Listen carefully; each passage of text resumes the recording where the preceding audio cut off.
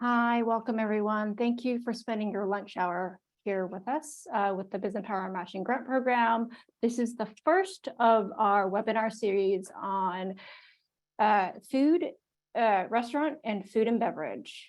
So I would like to introduce myself. So I am the Community Project Manager here at MGCC. I lead the Byzant Power Grant Program. And I have a background in small business and entrepreneurship.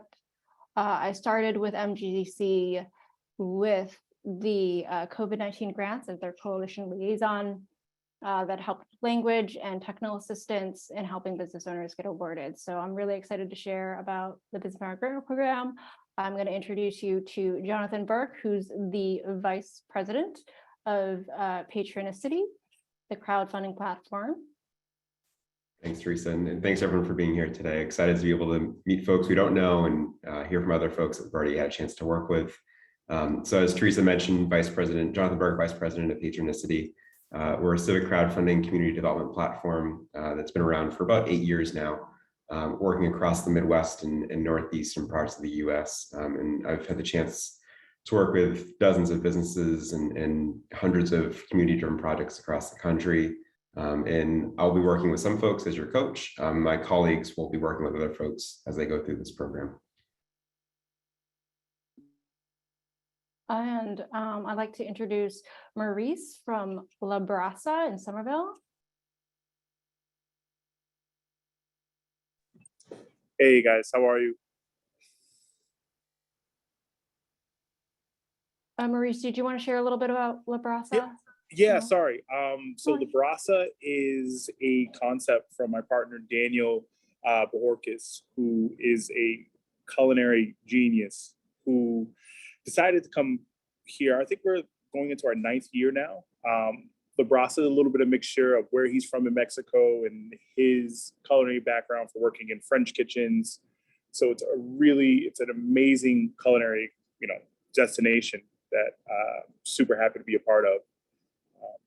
And I came aboard La Brasa probably, I think September, and it's just been go, go, go since I've been a part of La Brasa. So yeah, that's a little bit about the place. Thanks, Maurice. Yeah. And I'd also like to introduce another one of our speakers is Lucy from Sweet Lucy Bakeshop in Barnston. Barnardston. Mass. Hi guys, I'm Lucy. I'm the chef owner of Sweet Lucy's Bake Shop. It's in Western Massachusetts, so right the last town in Massachusetts before the Vermont border off of 91. October 9th is our 4-year birthday, so it's going on 4 years. And I actually grew up in Western Massachusetts and in Barnardston, which is 2,000 people in this town. And when I graduated high school, I ran away. I couldn't get anywhere close to this place. I went all the way over to Seattle and spent a lot of time out there. And then about 4 years ago, got the opportunity to move back and buy this building that was a bakery, and we opened our own place. And now we are expanding and adding a cooking school into the space. So it's been quite the adventure. Thanks, Lucy. And I just have a shout out for Becky, who's a Byzant Power staff. She'll be also helping out in the chat as well. So I'm going to my screen, just bear with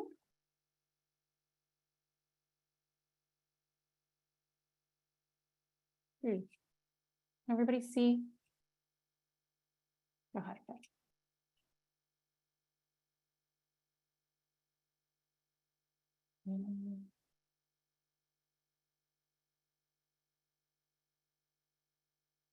Okay, so the Byzant Power Grant Program, how can I elevate your small business?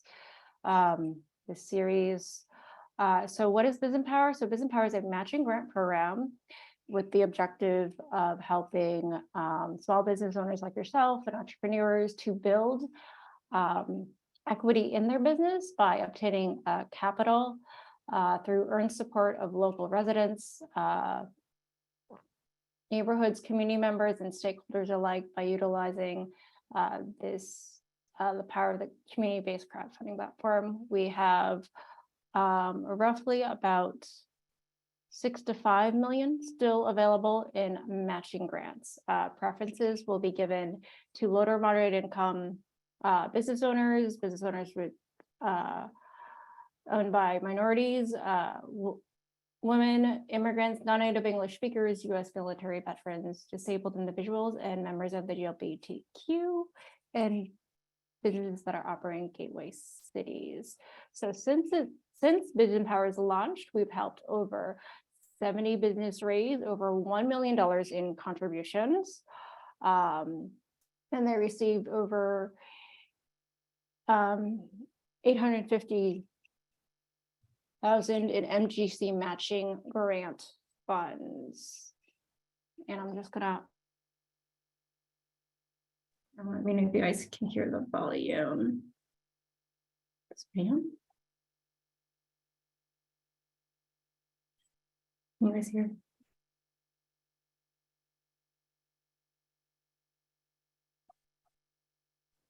We can't hear Teresa, but it's, Okay. I'll run through real quick. So essentially the video is talking about and going over a little bit overview of how the program itself works and how the crowdfunding portion of the program itself works. Businesses that are pre-approved by MGCC, which you'll go through a process on your submittable form, submitting documentation that's required, showing some proof of funds for items that you're asking to purchase through this program. Once you're pre-approved through that portion of the process, you'll be paired up with a crowdfunding coach from our team who will work with you to help you build out your page, give you feedback on that, and also help you really set up and structure your rewards and recognition levels. Really getting creative and doing creative things that will tie your supporters back into the business. So we're talking to folks about how to even go about thinking about that part of the process, really looking at the rewards as a way to get creative, right? Get personal with your business, but also use as an opportunity to not just give somebody a thing for supporting your business financially, but also encourage them to come back in the door of your business, to come back in to visit, to be customers again, to really reconnect with existing customers and hopefully connect with new customers. And like I said, don't be afraid to apply for this program if you've never done a crowdfunding campaign before. I think about 95% of folks in this program have not run a crowdfunding campaign themselves before. And our coaches have worked with dozens, if not hundreds of groups at this point. And they'll be there every step of the way to help you, like I said, set up your page, set up your rewards, and really to sort of work with you throughout the duration of your campaign, as much as you're willing to work with them to help decide sort of how to restructure your outreach strategies. What are things you could be doing that you aren't doing? What are things working? What are things that are not working? And really sort of be your coach, right? Think of your sports coach, really sort of encouraging you throughout that step of the process. And we're here, we have your back, and we are that personal touch that I think will hopefully help kind of get folks who aren't comfortable with crowdfunding, hopefully more comfortable with crowdfunding here and then again in the future as well. Thank you, Jonathan. So for the approved use of funds for the BIZ Power grant, you could use it for the capital expense. So you can use it for purchase of facility, expansion or improvement of existing facility for your restaurant. That could be new building signage, remodel, really popular build out. Lease a facility. A lot of businesses that are looking to expand their business, so that you have a first location, you're doing second or third, you'd be applicable. You could only use it for your lease deposit fee, or if you're an early start business, have some pop-ups and you're looking for your first brick and mortar, you can take advantage of this program. Examples of purchase of equipment could be a commercial oven, refrigerator, HVAC system, or a POS system in your restaurant. Other capital needs for your business. Example, for restaurant industry, like just say if you're looking to apply to a liquor license, that would be eligible, but not renewal of a liquor license. So non-approved use of funds are day-to-day operational costs. So can't be used for inventory and supplies, utility bills, employee payroll, employee benefits, current rent, current lease, any marketing costs. That also includes website. We do have an Empower Digital grant that can help. And then reimbursements. So who is eligible? Since you guys are all restaurants, you would have to employ less than 1 to 20 full-time employees. Your revenue doesn't exceed 2.5 million, and you have been in operation for at least 3 months.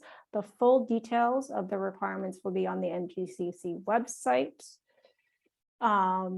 Eligible businesses can seek up to 20K in matching grant dollars with a successful campaign. All funds that are raised over 5,000, with the exception of all or nothing campaigns with purchase of facility or commercial vehicles, you can be matched if you raised over 5.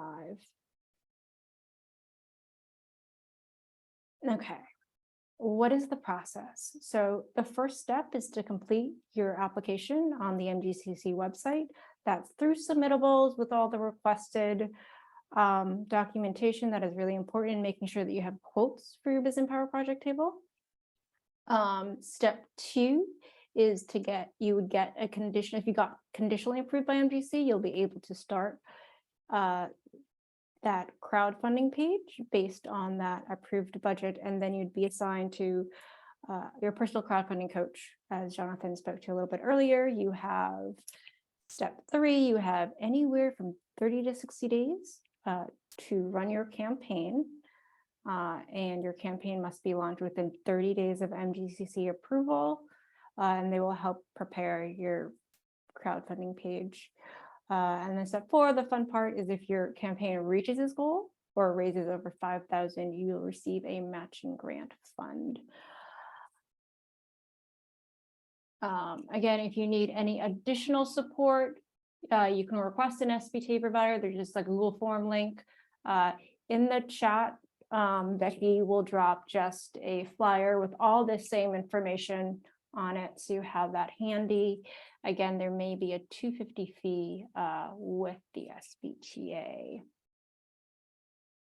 That is my contact information. If you have any questions. And now we're going to move to the live Q&A portion of this grant. So just one comment too. If folks have questions during the Q&A, we'll jump in with a few questions of our own, but if folks think of questions throughout the duration, just drop them in the chat on the right side and we'll get to those. Yes, thanks. So we have, this is a link. Becky, if you want to drop the link of the Byzant Power. This is just a page to our live projects. I just want to show you really, really quickly. If you have any language selection capability, you can change it as well. Again, these are just examples of the many projects that we have been doing. Okay, so Maurice. Maurice, Hi. okay? Hi. Maurice, okay. So how much did you raise through your campaign? I looked like I raised a little over $11,000 for it, and then it was matched. So we walked away with the I believe over $20,000, which went towards kitchen equipment that we needed. That just it went its length of time. So it was definitely much needed at the time.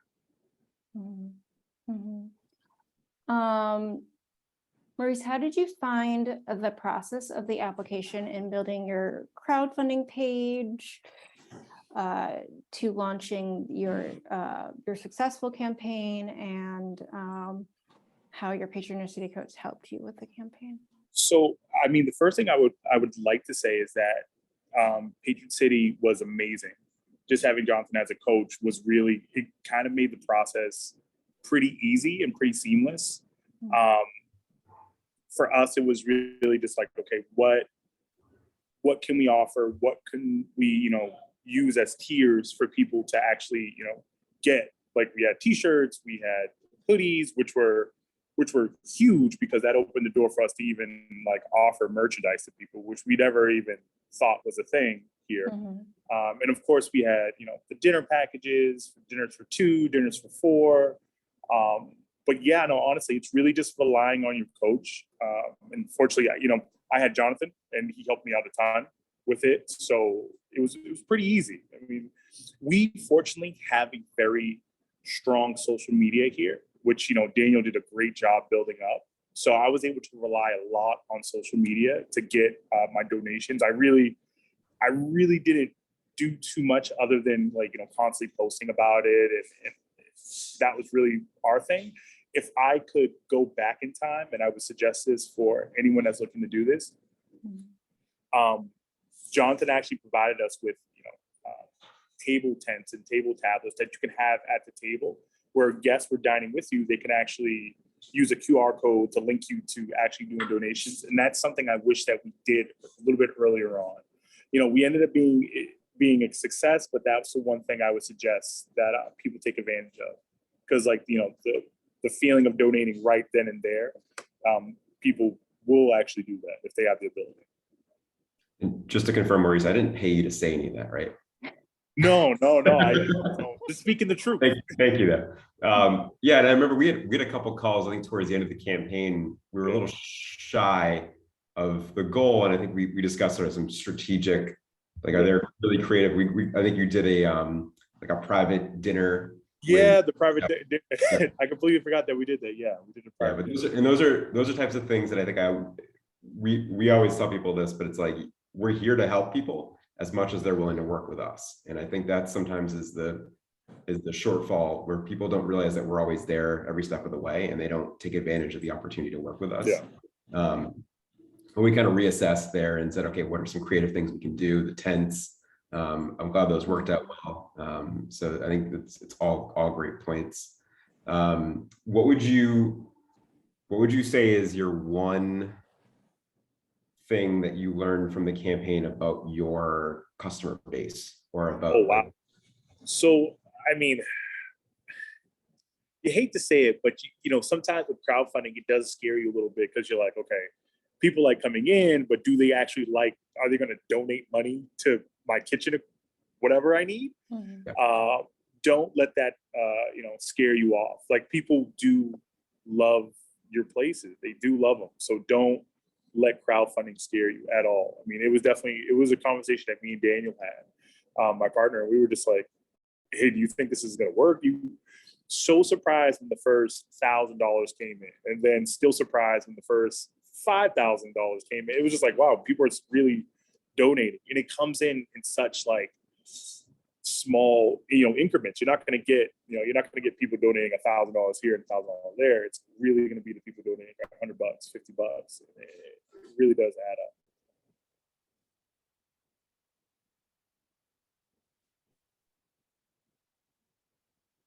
Thanks, Maurice. Yes, there has been a lot of, I think since the pandemic, just a lot of more of the consumers are more focused. We're more focused on shopping local. So yes, yeah, I definitely agree. So I'm just going to share screen really, really quick. And so I know Lucy had a little bit of a larger project. She went for the full 20. Can you guys see? Here's my, right? Yeah. For the full 20. Okay. Lucy, can you just share a little bit about what you were using the funds for? Yeah, so we're going to be putting an addition on our existing bakery for cooking classes, and So yeah, with building equipment right now, it's about double the price when we originally were thinking about it. We actually raised something closer to 28,000, but because we live in a really small town, and people read like actual newspapers, our local newspaper did an article about us, and we got like a bunch of checks that got sent to us lingering after the campaign closed. So we didn't even enter those in. So it was pretty cool. Some high school or elementary school teachers, and it was pretty cool. It was really fun. And it's a great point too. I mean, Lucy, you mentioned the size of your town. It's 2,000 people. I think a lot of times folks are, well, our community is too small, we can't do this. And I think you oftentimes may have a tighter knit community there that is more connected, and you actually end up getting a higher group. Not that Somerville isn't tight knit, Right. but I think it's a different type of campaign in Somerville that you're running than you are running in Bernardston. So definitely a great thing to point out for sure. Yeah, and we had our business is a grab and go. There is no place to sit down. So we were able to, and we probably see 100 or so people a day. So we were, Kate was our coach, and she also made us a flyer that we were able to pass out to every customer that walked in the door. I had my counter person, every single person that came in, pimping us out, telling us about the story and the project. We had the URL code right on our register, so people were able to scan it.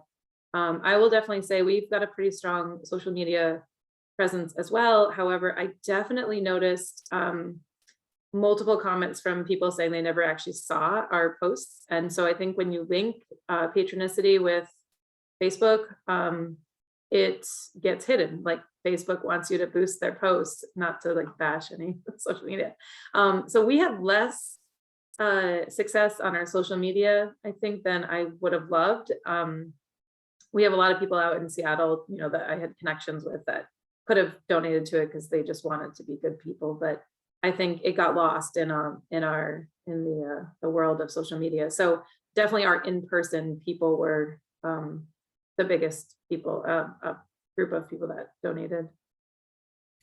And it's an important point, Lucy, too. I mean, social media, having a robust social media following isn't necessary. I think it helps, but it's certainly not necessary. We've run campaigns, I'm thinking of a few just off the top of my head right now that we've worked with who didn't have any social media presence. It's a different outreach strategy. It's almost a good opportunity to use the campaign as a way to build your social media following too during the campaign as you do the outreach. But it's also really about tapping into your surrounding community, both folks who already know about you and folks who don't know about you, and asking those folks to be your megaphone as well. So for anybody who you're making an ask to, it's, can you support, if you can, or if you can't, whichever way you go, can you also just share? If you like our business, if you like what we do here, can you share this with your friends, your neighbors, this opportunity? And that tends to be a big boost to your campaign as well.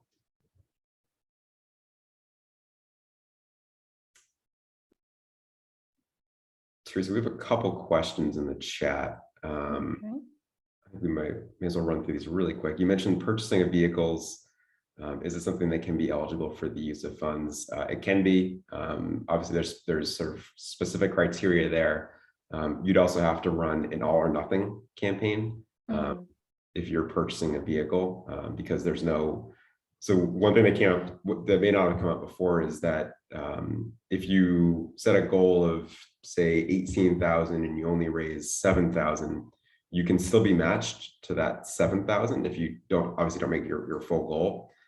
If you can show what you're going to use that $14,000 for.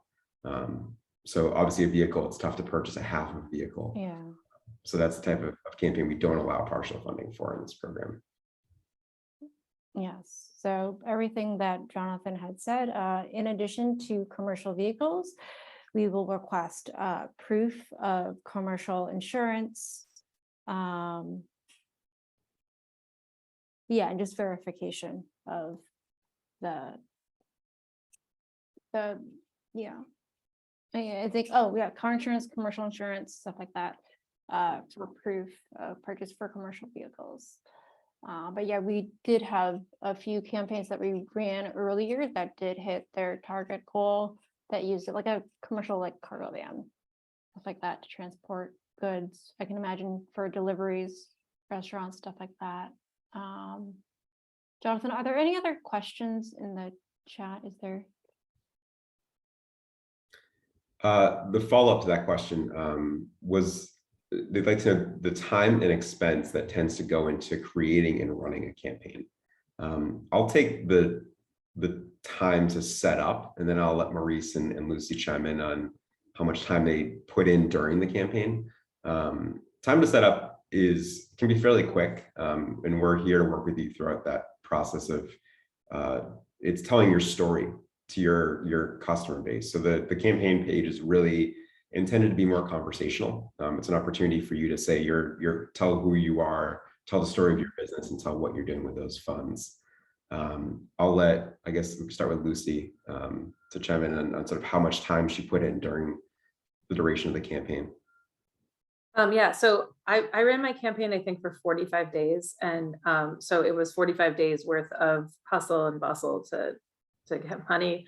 I think perhaps maybe next time, if I were ever to do it again, I probably would have done it faster, maybe 30 days, because it is a lot of mental stamina that you have to have asking people for money. And if you have any kind of anxiety, like many chefs, restaurateurs do, every time you see money come in, you got a really good high, and then you don't reach necessarily what you want that day. And at least my experience, and I kind of took a lot of mental energy trying to prepare myself for the long haul. But every day that I spent on it, it was, I don't know, like every time a customer walked in, we just took a couple opportunities to say something to them, but it didn't really take any time. We did a video just on our iPhone. One of my employees shot a video of me for 3 minutes, and she edited it that night, and it was pretty quick. We had to upload a couple pictures and write just a little story, which didn't take more than a day or two. An hour a day or something. But we're just right now just in the thick of giving out our rewards. And we went pretty hefty on some of them, like we're making chicken pot pies, and we've got about 100 of them that we have to make. So that's going to be taking us a couple, I'm probably gonna have to pay some employees a decent amount of money to get those done. But it employs people, and I factored the cost in with the reward, that it made sense for me to actually make money off of it, or, you know what I mean? Like, we're not losing a ton of money, but so the rewards, if you don't have a lot of time, I would recommend doing things that don't take a lot of employees to do. And Maurice. Yeah, so I think the biggest expense that we had was just the merchandise aspect of it. So we had never, done that here at La Brasa. So we had to, I had to hire a graphic design person to design the logos, and I had to actually design the t-shirts. So, and then, that was a process, and that was money spent. And then, then I had to find a vendor to, get me the t-shirts in a certain amount of time. And then that was during a time when we were dealing with a lot of delays just with supply chain stuff, just getting t-shirts to people. So it was there was a good amount of money we spent on the shirts. I didn't think we were going to spend that much money on the shirts. I didn't think everyone was going to jump to the shirts, but yeah, they love the shirts. Food wise, not so much. We're a scratch kitchen here, so we just literally just blocked off a day, and we did all of the dinners in La Brasa that we had set for dinners for 2. We just did it all one day. So it was kind of, it was tough, but we just did it all one day. And, Daniel was here. So everyone, it was a great experience. And we did the same, and we have a sister restaurant, Fat Hen, that we did dinners for, and we did the same concept there. So,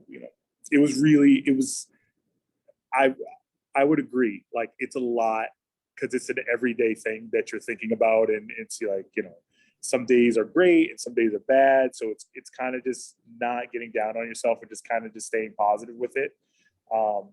And just factor in that you're going to have to spend a little bit of money to give people stuff that, makes it worth their while. Just really got to factor that cost in as well.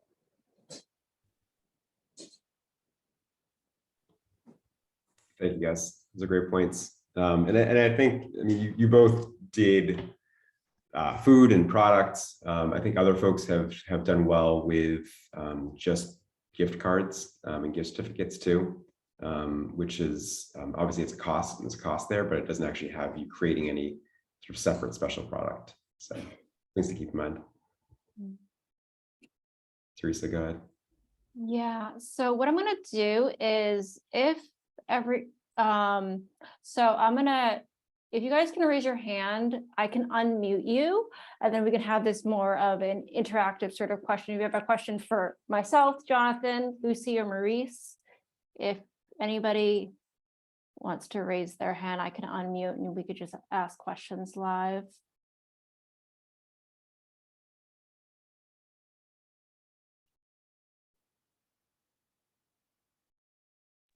Kalpana has a question, I think.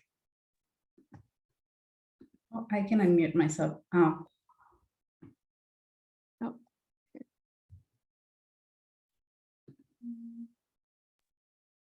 All right, I think I'm unmuted. Okay. Hi, everyone. Thank you for this, Kalpana. We make ready-to-cook kits for Indian food. I just add water and cook for 15 minutes. So this is a CPG product. So I've been listening. It seemed like I'm on the wrong call, maybe, or maybe my question can still be addressed. CPG products have a different way of, making our products in general. Like we have a co-packer and all of those things. Like we are exploring. So growing out of like a commercial kitchen, shared kitchen now. So is that something Patronage City, I hope I'm saying it right, is willing to help? That's one question. And the second question is, my general understanding of crowdfunding is you need to have like a lot of friends and family that would support you, like similar to angel funding, right? Which I don't. I'm an immigrant here, so I don't have a lot of connections. So I'll pause there. Teresa, do you want to take the first part of that question? The eligibility? The eligibility sheet, what are you going to use the funds for? So I'm working to grow. Well, I'm looking to grow out of our shared kitchen. So we hire so-called co-packers where they package the product for us. So it's not a facility I own, but I pay them money to do it. That is a good question. You can email the bizempower@matchgcc.com, the special case. So you're paying another, it's a little different in the sense that you're not purchasing equipment that would help pack. I would just have to present that as like a special case to our senior staff, our senior grant team staff. Gotcha. And the second part of your question about having to have friends and family to start your crowdfunding phase, I would make turn that question over to Lucy, if you want to jump in, if that was a helpful sort of start for you. Or yeah, I've actually done 2 crowdfundings. This is my second one. I did one 4 years ago. So and I do know a lot of people, but if you are able to just get the word out in some way. So if you have maybe a vendor that you end up selling your product at, so maybe a grocery store or something, and you can ask the vendor if you have permission to set up a table and just, stand there all day and hand out flyers. People are so excited about finding new projects or new or things that they want to invest in, and it literally is like $20 can get you pretty far. If you have 100 people doing $20, I would say maybe set your goal up for a fairly realistic idea of how many people. But I think if you can get the word out to strangers are, in my experience, are very willing to support businesses that they feel is going to help our community. And so I would say go for it. I think if you have a way to find the money. The other thing is, did you say the money can go towards technology? That's something, maybe she can use that as developing a website or something, or no? Teresa? No, so website, we do have a grant called Empower Digital that helps with digital needs. Becky, if you want to just drop that link for $5,000. So for the sort of technology component, like POS, like the actual equipment, Okay. software for the POS system. Just trying to think of purchase of sale, but yeah. Yeah, okay, anyway, yeah. Yep, thank you. Thank you both.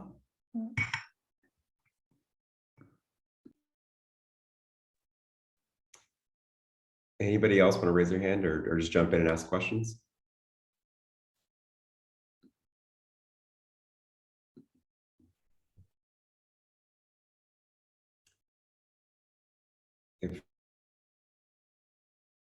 Should we get into the last question here? If not, I think for both of you, so starting with Maurice on this one, what's your advice for someone who's considering applying and sort of on the fence about taking advantage of the opportunity?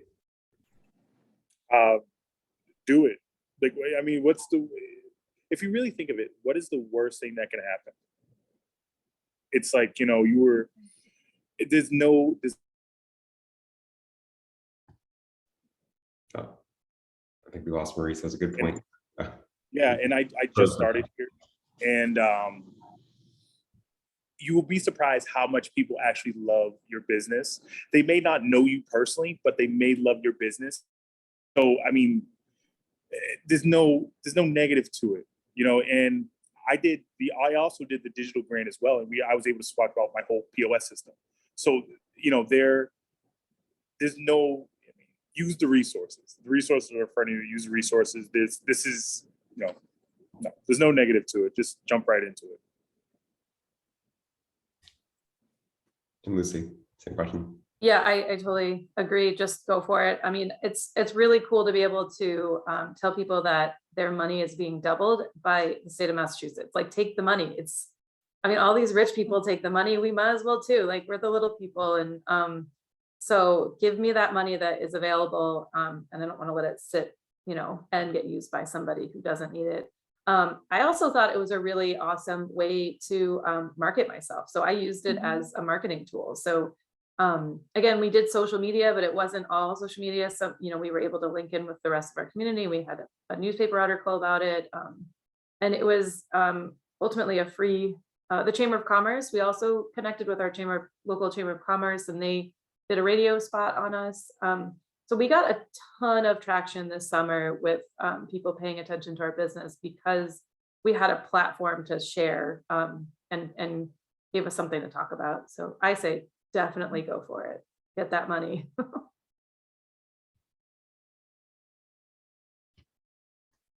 Thank you, Lucy. Does anybody else have any other questions before I close this out?